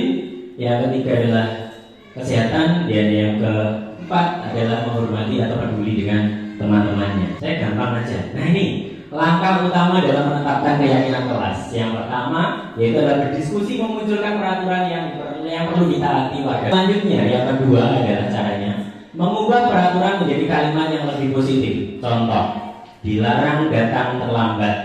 Itu kan kalimatnya masih negatif. Dilarang seperti itu, ya. Nah, kalimatnya. Jadi nanti dibuat menjadi lebih positif untuk anak. Datanglah tepat waktu, itu boleh, ya. Terus selanjutnya adalah menyalingkan peraturan menjadi nilai kebajikan. Dari datanglah tepat waktu itu berarti nilai kebajikannya adalah disiplin. Di situ kan sudah jelas, ya. Selanjutnya berdiskusi mengenai gambaran perilaku yang mencerminkan keyakinan kelas kita. Ini adalah berdiskusi mengenai peran seluruh warga kelas. Selanjutnya ialah meninjau ulang keyakinan kelas dari waktu ke waktu. Contoh tahap demi tahap membuat keyakinan kelas. Yang pertama, peraturan kelas tadi dibuat, terus diambil nilai kebajikan dan dibuat dalam kalimat positif. Yang pertama, dilarang terlambat. Nilai kebajikannya disiplin, di situ masuk kelas tepat waktu. Selanjutnya dilarang membuang sampah sembarangan. Nilai kebajikannya menjaga kebersihan. Terus kalimat positifnya adalah membuang sampah pada tempatnya. Terus dilarang berkelahi. Kebajikan kita adalah di sini kita ambil tentang menghormati dan menghargai atau menyayangi teman. Dan di situ nilai kalimat positifnya adalah saling menyayangi antar teman. Next, Bu. Nah, ini ada dokumentasi kegiatan yang sudah saya buat di kelas saya. Di sini ada peraturan kelas yang sudah ditempel oleh anak-anak. Terus selanjutnya anak-anak juga mengambil seperti hal ini. Di sini ada peraturan, kita ambil nilai kebajikannya bagaimana, selanjutnya kita rumuskan menjadi kebajikan atau kalimat positifnya itu menjadi keyakinan kelas kita. Seperti itu, Bu. Lanjut. Nah, ini dokumen. Ini adalah contoh keyakinan kelas dari kelas 5, yaitu kelas saya yang sudah selesai dibuat, yaitu adalah keyakinan kelas 5 bertanggung jawab mengerjakan tugas tiket. Jadi kita belajar di sini dimensi profil pelajar Pancasila kita masukkan di sini. Bersikap jujur, bersikap tenang saat pelajaran berlangsung. Yang keempat adalah bersikap sopan dan menghormati guru, terus saling tolong-menolong dan hidup rukun dengan teman. Mendengar saya sudah membahas tentang keyakinan kelas dan sebagainya. Pertanyaan saya, apakah keyakinan kelas dan peraturan kelas ada hal yang sama? Salah. Nah, salah. Karena apa? Yang namanya keyakinan kelas itu adalah kesepakatan bersama. Pertanyaan kedua, apakah keyakinan kelas berlandaskan nilai-nilai kebajikan atau prinsip universal? Tadi ada prinsip nilai kebajikan itu banyak ya, mulai dari menghormati, disiplin dan sebagainya. Benar apa salah ini? Oke, benar. Apa nilai kebajikan atau keyakinan yang ingin diangkat dari peraturan-peraturan berikut? Pertama, menggunakan helm saat mengendarai motor. Tadi apa? Keselamatan. Keselamatan. Oke. Membuang sampah pada tempatnya. Kebersihan. Dilarang menggunakan kata-kata kasar. Kesopanan. Sopan. Jadi materi saya alhamdulillah ada yang nyantol. Lanjut, Bu. Beri aplaus. Oke, ini bagian penutup ya. Oke, penutup atau kesimpulan saya. Jadi materi tidak usah terlalu banyak kalau saya. Penutup di sini adalah setiap tindakan atau perilaku yang kita lakukan di dalam kelas, ya, dapat menentukan terciptanya sebuah lingkungan yang positif. Jadi setiap perilaku maupun tindakan kita yang ada di dalam kelas itu menciptakan sebuah lingkungan yang positif. Terus selanjutnya, perilaku warga kelas tersebut menjadi sebuah kebiasaan. Kalau sudah ada keyakinan kelas, maka itu nanti dari hari ke hari akan dilaksanakan. Yang akhirnya membentuk sebuah budaya positif. Untuk terbentuknya budaya positif tersebut, pertama perlu diciptakan dan disepakati keyakinan bersama di antara warga kelas. Kemudian keyakinan kelas disusun berdasarkan masukan dari murid untuk disepakati bersama. Jadi guru di sini fungsinya adalah memfasilitasi, membimbing maupun menuntun berjalannya pembuatan keyakinan kelas ini. Sedangkan anak-anak lah yang akan memberikan masukan dan ide-idenya. Maka dari itu diharapkan murid bisa menghargai komitmen yang telah dibuat bersama, yaitu keyakinan kelas. Next, Bu. Terima kasih atas perhatiannya. Salam dan bahagia. Bergerak, bergerak dan menggerakkan. Terima kasih.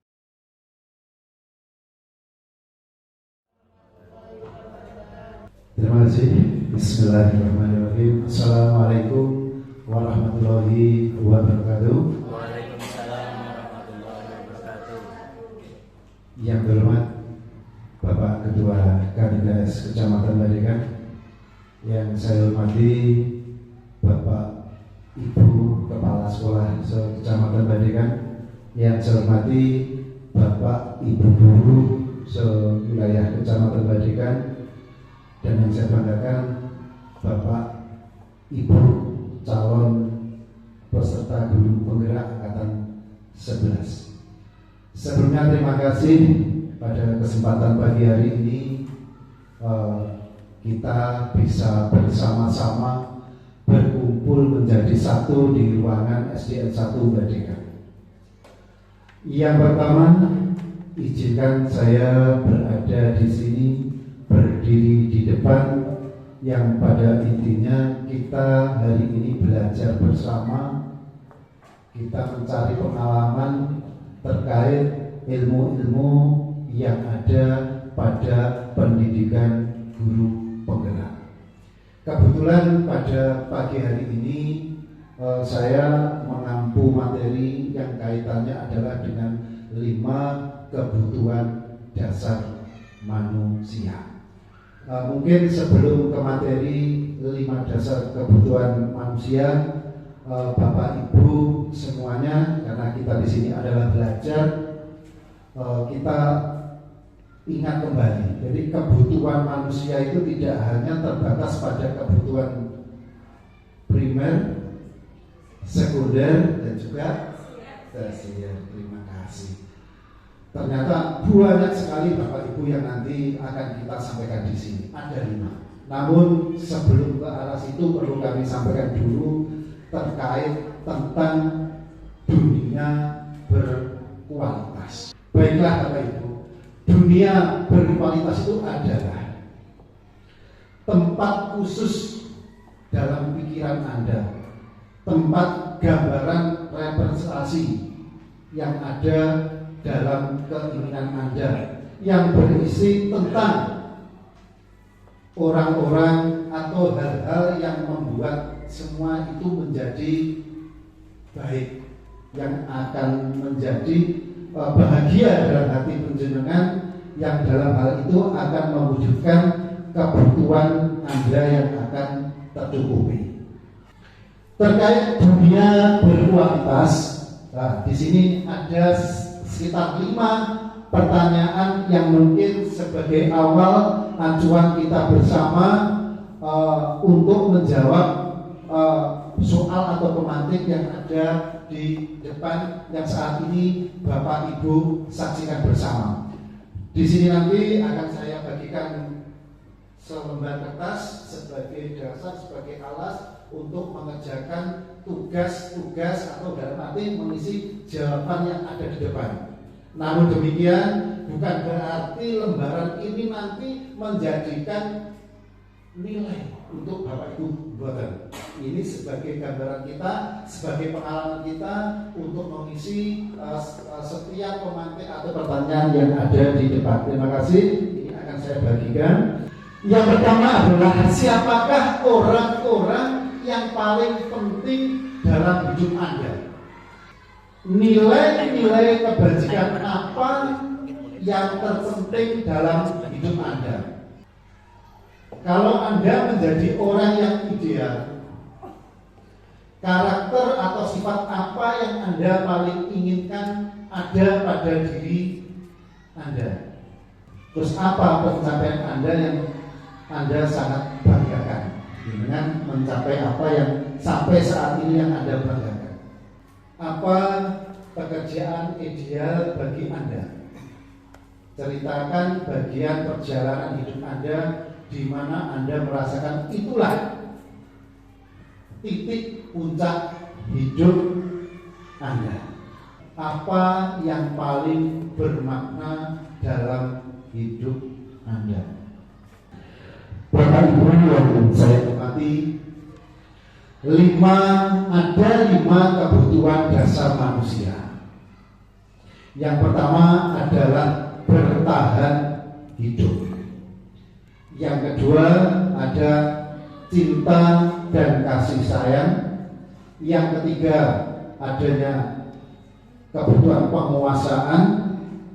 Keempatnya adalah ada kebebasan. Dan yang kelima adalah kebutuhan akan kesenangan. Di sini kita bersama-sama akan membahas satu persatu tentang 5 macam kebutuhan dasar manusia. Yang pertama ada kebutuhan bertahan hidup. Kebutuhan bertahan hidup itu adalah kebutuhan yang bersifat fisiologis untuk bertahan hidup. Misalnya kesehatan, kemudian rumah, makanan. Kebutuhan paling dasar pada setiap orang adalah kebutuhan fisiologi, yakni kebutuhan untuk mempertahankan hidupnya secara fisik. Kebutuhan itu seperti kebutuhan akan makanan, minuman, tempat berteduh, tidur, dan oksigen. Kemudian untuk kebutuhan kedua adalah cinta dan kasih sayang. Adalah kebutuhan untuk mencintai dan meliputi kebutuhan akan hubungan dan koneksi sosial, kebutuhan untuk memberi dan menerima kasih sayang, dan kebutuhan untuk merasa menjadi bagian dari suatu kelompok. Kebutuhan ini juga meliputi keinginan untuk tetap terhubung dengan orang lain seperti teman, keluarga, pasangan hidup, teman kerja, binatang peliharaan, dan kelompok di mana kita bergabung, yang pada intinya ini hubungannya dengan sosialisasi kita terhadap lingkungan atau sesama manusia. Kemudian untuk yang ketiga adalah kebutuhan penguasaan. Kebutuhan penguasaan adalah pengakuan atas kemampuan. Kebutuhan ini berhubungan dengan kekuatan untuk mencapai sesuatu, menjadi kompeten, menjadi terampil, diakui atas prestasi dan keterampilan kita, didengarkan dan memiliki rasa harga diri.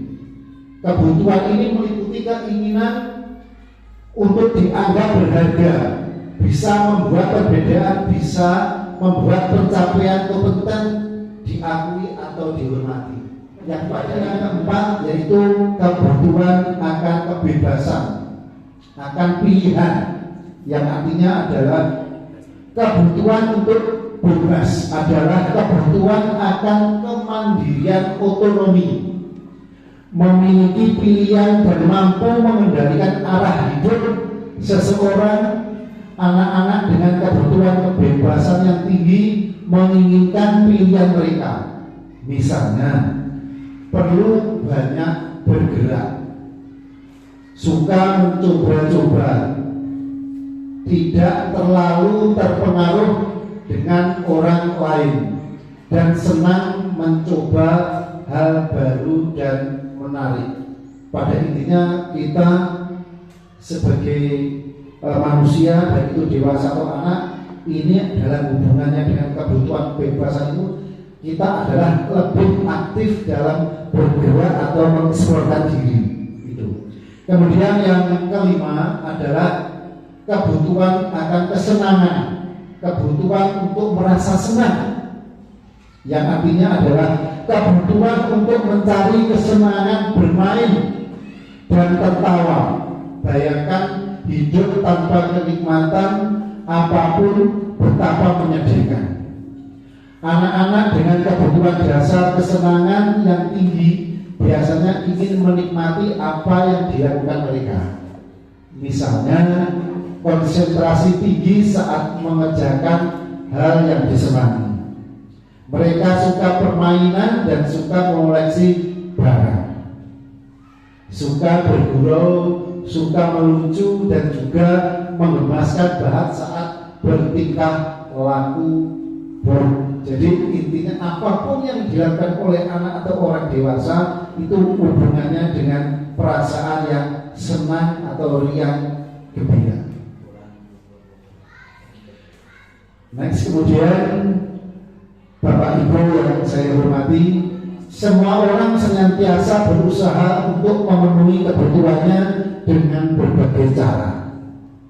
Bila mereka tidak bisa mendapatkan kebutuhannya dengan cara yang positif, mereka akan mencoba mendapatkannya dengan cara negatif.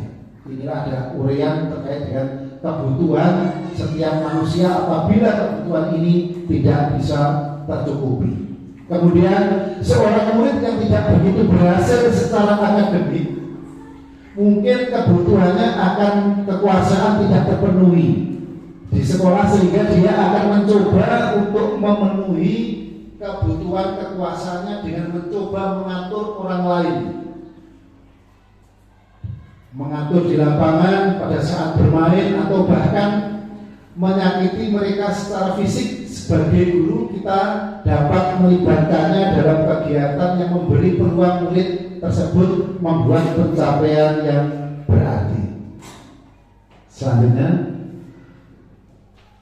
bagaimana Bapak Ibu, apakah sekarang sudah paham perbedaan dari kelima kebutuhan dasar tadi?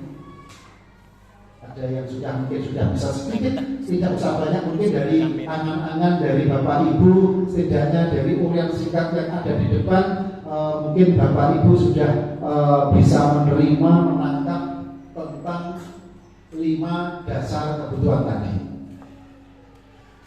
Dwyer menyatakan bahwa kapasitas untuk berubah ada dalam diri kita. Jika kita dapat mengidentifikasi kebutuhan apa yang mendorong perilaku kita, maka perubahan perilaku positif dapat dimulai dengan mencari solusi untuk memenuhi kebutuhan tertentu dengan cara yang positif daripada cara yang negatif. Jadi kita selagi kita mampu, selagi kita berpikir optimis, jadi hal-hal yang negatif ini harus kita tinggalkan atau kita hindari. Dari 5 kebutuhan dasar ini harus dipenuhi oleh seseorang individu untuk mencapai tingkat selanjutnya. Jika kebutuhan tidak terpenuhi, dapat mengakibatkan terganggunya aktivitas sehari-hari, bahkan keberlangsungan hidup. Bapak Ibu, kita sebagai seorang pendidik, mungkin seringkali kita menjumpai siswa kita. Mungkin siswa kita itu pasti ada dalam setiap lembaga, ada yang datang terlambat, kemudian ada yang tidak mengikuti sholat duha berjamaah dan sholat duhur berjamaah. Mungkin sebagai guru tidak harus kita menghardik atau kita menyalahkan. Ini akan menjadi pengurang bagi kita sebagai seorang pendidik yang mengakibatkan jatuhnya mental para murid. Nah, kita mencari penyebabnya. Jadi tidak harus menyalahkan, kok kasetnya boleh, tidak. Semua anak ini pasti mempunyai persoalan atau masalah sendiri-sendiri yang berawal mungkin dari rumah. Ya, dari persoalan yang ada yang dihadapi oleh murid tadi, mungkin ada kalanya 1 atau 2 ada di bagian dari 5 kebutuhan tadi yang tidak tercukupi. Ini sangat berpengaruh. Tidak hanya kepada anak, kita aja sebagai manusia yang saat ini sudah dewasa, apabila kebutuhan yang di antara 5 tadi salah satu tidak terpenuhi, pasti kita merasa gabut. Itu bahasa sekarang, gabut. Ini akibatnya kita tidak bisa konsentrasi dalam menjalankan tugas kita sehari-hari. Baiklah Bapak Ibu, mengingat waktu hampir 2:30, tidak elok kalau saya harus bicara banyak di sini terkait tugas semantik. Nanti apapun isinya akan saya tarik, insya Allah akan saya jadikan album. Kalau nanti waktunya memungkinkan, saya kirim semua kumpulan ke masing-masing Bapak Ibu yang ada di sini. Mungkin itu yang dapat saya sampaikan. Di sini kita hanya belajar bersama. Di sini Pak Ambar boten menggurui panjenengan boten, kita belajar bersama dari ilmu yang saya dapatkan selama saya mengikuti pendidikan guru penggerak di angkatan ke-9 ini. Dan sekali lagi terima kasih atas kehadirannya. Semoga dari hikmah pada kesempatan pagi ini bisa menular kepada Bapak Ibu sekalian. Sekian, wassalamualaikum warahmatullahi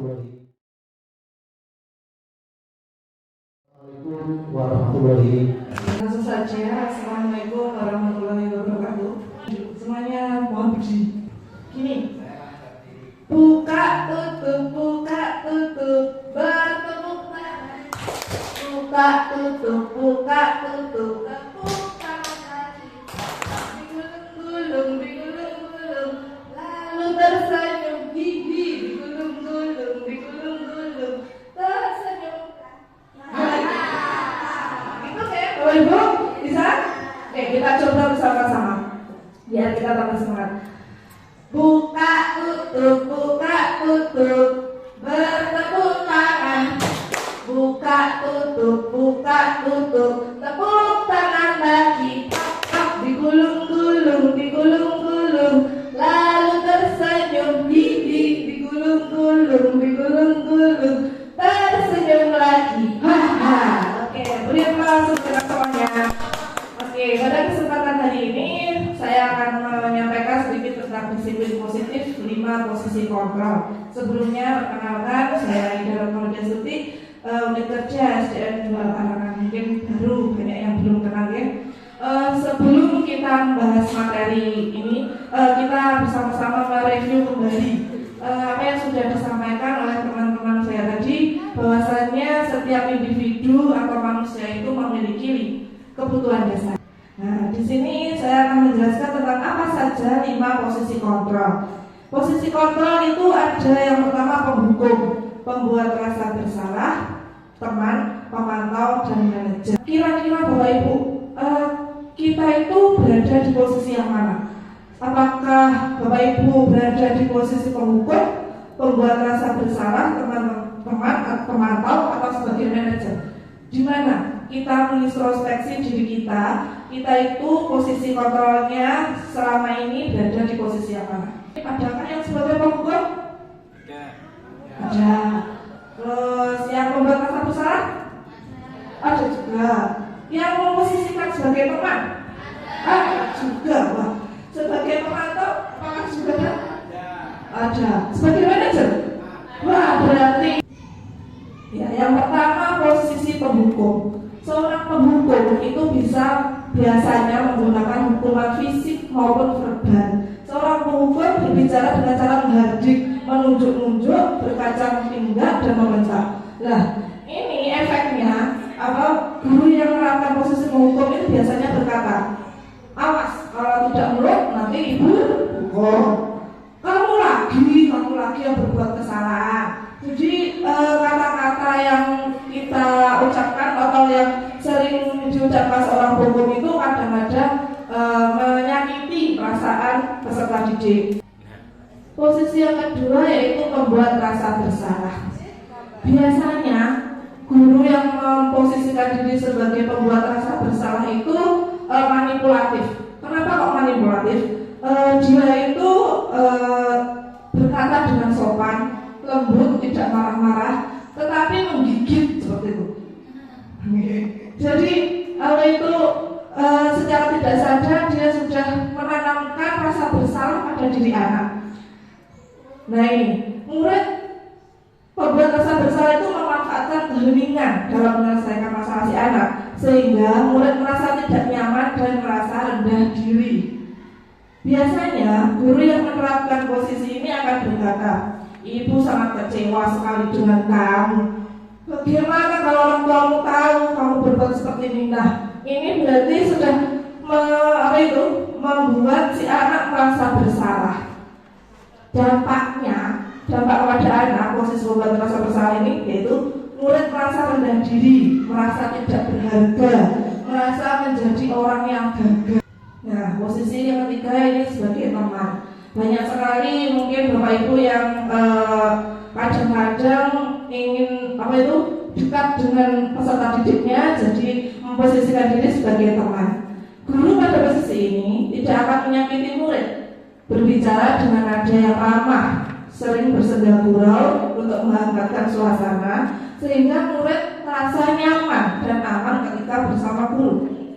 Biasanya guru yang menerapkan posisinya akan berkata, ayo bantulah demi bapak ya. Ya sudah, kali ini tidak apa-apa, ibu yang bereskan. Biasanya posisi sebagai teman perkataannya seperti ini. Nah, tapi dampaknya dari posisi teman adalah ada dampak positif dan juga dampak negatifnya, Bapak Ibu. Apa dampak positifnya kira-kira? Ada yang tahu? Nah, murid mesti merasa nyaman karena dia dianggap lebih dekat dengan gurunya, bisa curhat, sharing dengan gurunya. Tapi akhirnya lama-kelamaan melunjak jadinya, gitu. Nah, dampak negatifnya murid ini menjadi bergantung pada gurunya. Jika punya masalah, pasti dia akan mengandalkan guru untuk membantu. 4. Pemantau. Pemantau ini berarti mengawasi. Pada saat kita mengawasi, kita bertanggung jawab atas perilaku murid kita. Guru sebagai pemantau akan bersuara nada datar, tidak emosi, tidak bersendat gurau, akan tercipta identitas diri positif. Jadi ketika anak mengalami masalah dalam penanganannya, biasanya pemantau ini mengaitkan dengan peraturan yang sudah ada. Ayo, kalau kamu terlambat, apa hukumannya? Seperti itu. Jadi anak-anak sudah tahu, oh ketika saya melanggar berarti nanti saya harus misalnya berdiam dulu ketika saya di kelas, harus menyelesaikan tugas dari Bapak Ibu guru. Nah, dampaknya apa Bapak Ibu posisi buat rasa bersalah? Ya, mulai memahami sanksi, ya benar. Tapi ketika melanggar peraturan dia merasa tidak nyaman.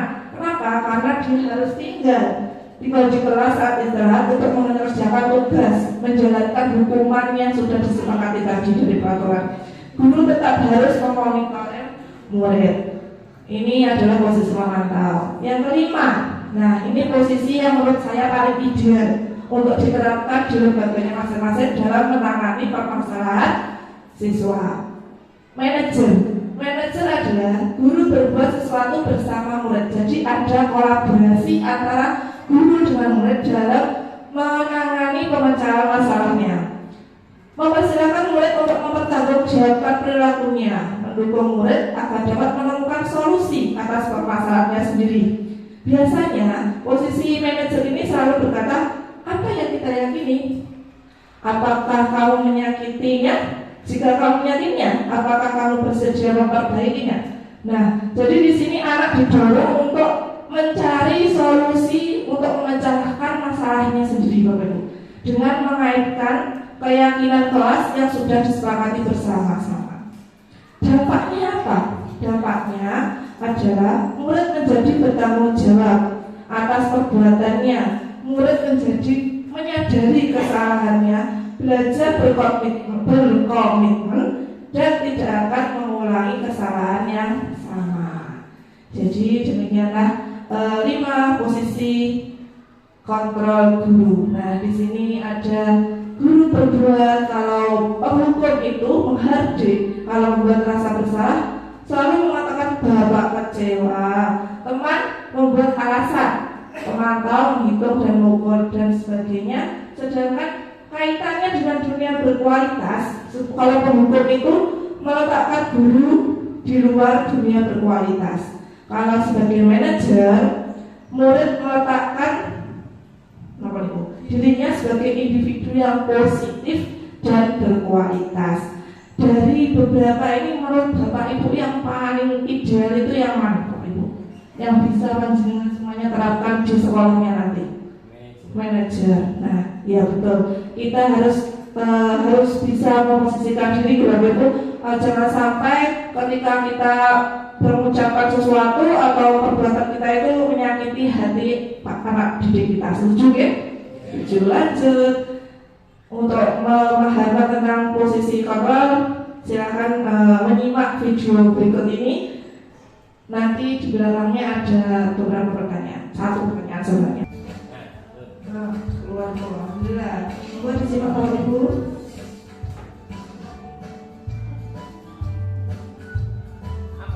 Apa perbedaan antara guru A, B, C, D, dan E? Pagi anak-anak, silakan PR yang kemarin ibu berikan diletakkan di meja. Anton, kamu sudah mengerjakan belum? Ini kayak saya. Nyata saya bu.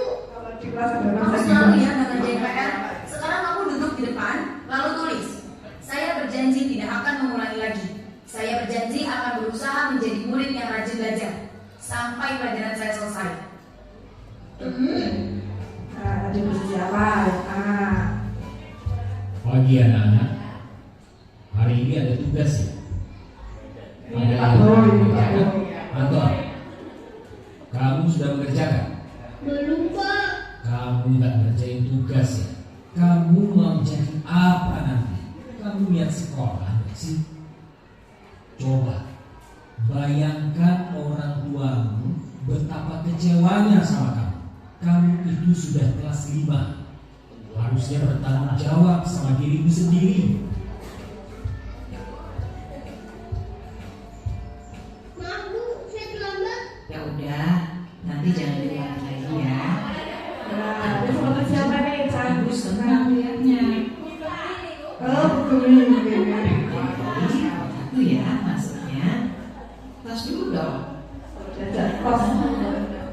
Wah, jadi kalau aku terlambat lagi, apa ya?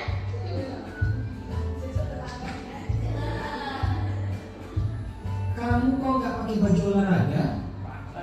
Bapak cari. Kamu sudah gak ikut olahraga bulan ini? Iya Pak, sudah 3 kali berarti saya dapat sanksi Pak.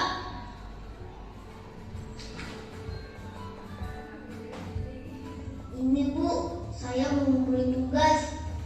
Maaf ya Bu, saya terlambat mengumpulin tugas. Kenapa kamu terlambat mengumpulkan tugas? Iya Bu, saya kalau sore bantu ibu jaga warung, gak sempat ngerjain tugas. Kira-kira nih, apa yang bisa kamu perbaiki supaya kamu bisa mengerjakan tugas tepat waktu? Coba, kapan biasanya kamu membantu ibu jualan? Setiap hari sampai jam 8 malam Bu. Bagaimana kalau kamu membuat jadwal? Kapan kamu akan mengerjakan tugas? Oh gitu ya Bu, ya coba deh Bu, terima kasih Bu. Nah, itu videonya Bapak Ibu. Nah, kira-kira Bapak Ibu dari video A, B, C, D, dan E tadi, yang A tadi memposisikan sebagai posisi kontrol apa Bapak Ibu? Ya, penghukum. Jadi suaranya galak, ciri-cirinya itu galak. Yang kedua, rasa bersalah, pinter-pinter Bapak Ibu sama menangin. Terus yang ketiga, Bapak Ibu. Oh ya, betul, teman. Jadi apa itu anaknya tadi diajak tos, itu berarti memposisikan sebagai teman. Yang keempat, pemantau. Nah, yang terakhir Ibu yang cantik sendiri ini apa Ibu? Manajer. Oke, betul sekali. Selanjutnya Pak Tri yang terakhir.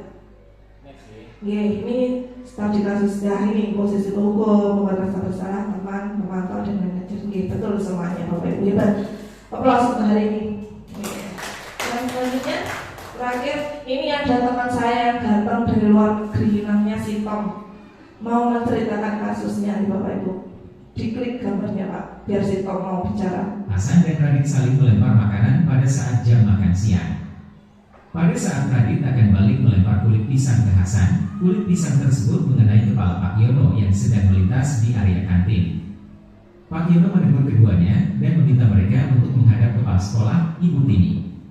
Ibu Tini langsung melihat buku tata tertib sekolah dan membacakan peraturan dan konsekuensi yang berlaku. Akibat perbuatan mereka, Hasan dan Radit diminta untuk tinggal 20 menit sesudah jam pulang sekolah di ruang detensi dan mengerjakan pekerjaan rumah yang disupervisi oleh guru piket. Dari kasus Hasan dan Radit, tindakan yang dilakukan Bu Tini adalah posisi kontrol. Posisi kontrol apa yang dilakukan oleh siapa ini tadi? Pak Yono. Terus diminta di ruang apa itu? Di ruang detensi mengerjakan pekerjaan rumah yang disupervisi oleh guru piket. Jadi dia kehilangan jam istirahatnya selama 20 menit. Kira-kira posisi kontrol apa ini? Dan yang bersedia untuk menjawab? Ayo Bu Ibu. Tadi kan sudah panjang lebar banyak contohnya. Kira-kira posisi apa ini? Silakan, begini.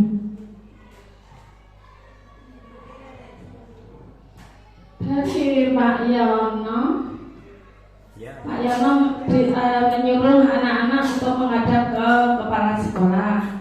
Itu berarti penghukum gitu. Terus posisi kontrolnya 1.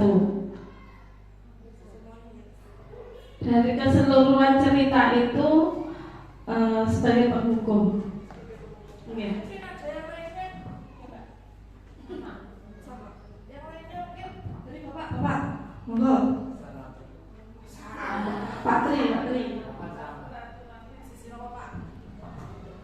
sebagai Bu Tini.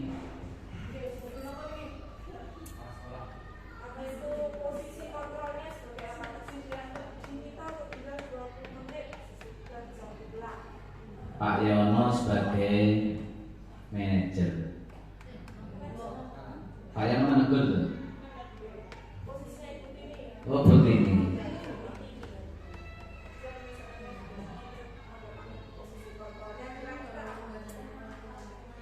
Pemantau.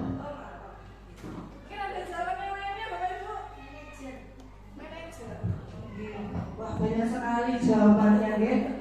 Terima kasih semuanya atas pendapatnya. Kalau di sini kan ada kata kuncinya, Bapak Ibu. Kuncinya adalah Radit diminta untuk tinggal 20 menit setelah jam pulang di ruang detensi dan mengerjakan pekerjaan rumah yang disupervisi oleh guru. Berdasarkan video tadi, berarti posisi kontrol yang dilakukan Ibu ini adalah sebagai pemantau. Jadi dia sudah sadar akan kesalahannya. Aturannya kalau dia melakukan kesalahan adalah tinggal 20 menit menjalankan hukumannya. Mungkin itu Bapak Ibu yang dapat saya sampaikan untuk materi posisi kontrol. Sebelum saya tutup, saya ada pantun. Nanti kalau saya bacakan pantun, sebenarnya ada catat. Satu lagi, sial-sial bikin agar-agar. Bikinnya di rumah si Anu. Terima kasih sudah mendengarkan. Akhir kata, wassalamualaikum. Sekian Bapak Ibu, terima kasih banyak. Kita off.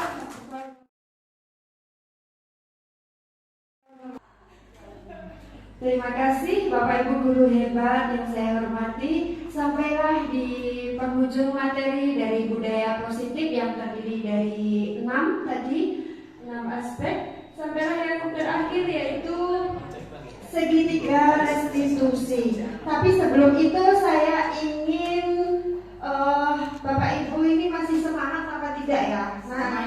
Ya, buktinya apa kalau masih semangat? Masih ya, mari kita buktikan dengan sebuah tepuk satu gitu. Ya, sambil panjenengan bilang oke. Kemudian tepuk dua, hebat. Tepuk tiganya, semangat. Mari kita mulai. 1, 2, 3. Tepuk satu. Tepuk dua. Tepuk tiga. Dari pagi sudah duduk dan mendengarkan materi budaya positif. Mungkin juga jenuh, mungkin sudah pegel pinggangnya ya. Mari kita menghafalkan 6 profil pelajar Pancasila dengan lagu dan gerak. Pelajar Pancasila beriman dan bertakwa pada Tuhan yang Esa dan berakhlak mulia, berkebinekaan global, gotong royong mandiri, kreatif dan bernalar kritis. Sekali lagi kita ulangi, kita sebagai pendidik harus nanti peserta didiknya sudah pintar-pintar karena lihat di YouTube. Kemudian kalau kita tidak hafal kan malu deh, semuanya sudah mengimplementasikan kurikulum merdeka, jadi harus berpihak pada murid. Sekali lagi, 1, 2, 3. Pelajar Pancasila beriman dan bertakwa pada Tuhan yang Esa dan berakhlak mulia, berkebinekaan global, gotong royong mandiri, kreatif dan bernalar kritis. Terima kasih Bapak Ibu guru hebat, terima kasih tepuk tangannya, terima kasih atas waktunya. Untuk hari ini sudah seharian mendengarkan saya menyampaikan budaya positif. Kenapa? Budaya positif di sekolah itu sangat penting sekali ya Bapak Ibu. Karena kita harus berpihak pada murid. Jadi pendidikan sejak dini, apalagi kita di pendidikan dasar. Dasar itu adalah merupakan fondasi. Fondasi harus kuat. Kalau kita menanamkan ke peserta didik kita tidak kuat, bisa-bisa nanti fondasinya tidak kuat, nanti akan goyah temboknya. Bapak Ibu, leres. Saya di sini menyampaikan segitiga restitusi. Apa sih segitiga restitusi? Bapak Ibu semuanya itu saat melaksanakan pembelajaran di sekolah itu pernah tidak menemui kasus ataupun masalah pada peserta didiknya? Pernah. Ya, contohnya apa? Mungkin ada yang makan di kelas, ada, atau terlambat sekolah, ada. Ya. Nah, bagaimana Bapak Ibu menyelesaikannya? Mungkin Bapak Ibu dengan marah-marah atau membentaknya, ya mungkin itu karena berpihak kepada guru. Nah, kita akan mempelajari segitiga restitusi, yaitu menyelesaikan kasus ataupun masalah peserta didik kita dengan cara yang benar. Segitiga restitusi yaitu suatu proses dialog yang dijalankan oleh guru agar dapat menghasilkan murid yang mandiri dan bertanggung jawab. Ya, kita harus membiasakan peserta didik kita itu mandiri dan tanggung jawab. Lanjut, Pak. Ya, inilah penampakan dari segitiga restitusi, Bapak Ibu, dengan langkah-langkahnya. Langkah yang pertama yaitu menstabilkan identitas ini. Menstabilkan identitas. Jadi ketika peserta didik kita itu melaksanakan sebuah kesalahan, misalnya kalau kita sedang mengajar, menyampaikan materi, kemudian ada peserta didik kita yang sedang makan sambil menunduk ke bawah, bagaimana perasaan Bapak Ibu? Mungkin seketika itu Bapak Ibu juga marah ya, ketika di tengah-tengah menyampaikan materi, kemudian anaknya, peserta didiknya tidak memperhatikan panjenengan, mungkin panjenengan marah. Tapi itu adalah salah Bapak Ibu. Yang pertama, setelah saat istirahat atau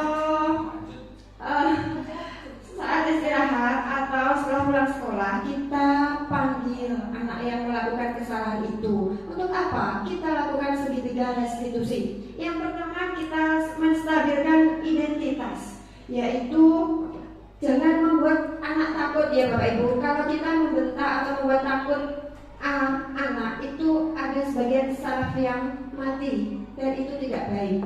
Jadi kita harus menstabilkan identitas dengan cara kita tanya anaknya, kita berikan motivasi, karena semua manusia tidak ada yang sempurna. Semua manusia pasti melakukan kesalahan. Kesempurnaan hanya milik Allah semata. Kemudian yang berikutnya, setelah kita menstabilkan identitas, kita lakukan validasi tindakan yang salah. Kita validasi tindakan salah. Jadi kita tanya tadi yang dilakukan itu pasti ada alasannya. Tidak mungkin tidak melakukan itu, tidak mungkin akan melakukan itu tanpa alasan. Misalnya anak yang makan di kelas itu mungkin karena lapar, yang pertama. Yang kedua, mungkin juga tidak sempat sarapan karena dia takut terlambat ke sekolah. Nah, itu tidak boleh, bisa kita marahi. Kemudian yang ketiga, kita menanyakan keyakinan. Tadi materi di depan kita sudah menghasilkan keyakinan kelas, yaitu kesepakatan antara guru dan peserta didik. Nah, kita tanya peserta didik kita ketika melakukan kesalahan, kita tanya apakah itu sudah sesuai dengan keyakinan kelas kita atau melanggar keyakinan kelas kita. Lanjut, Pak.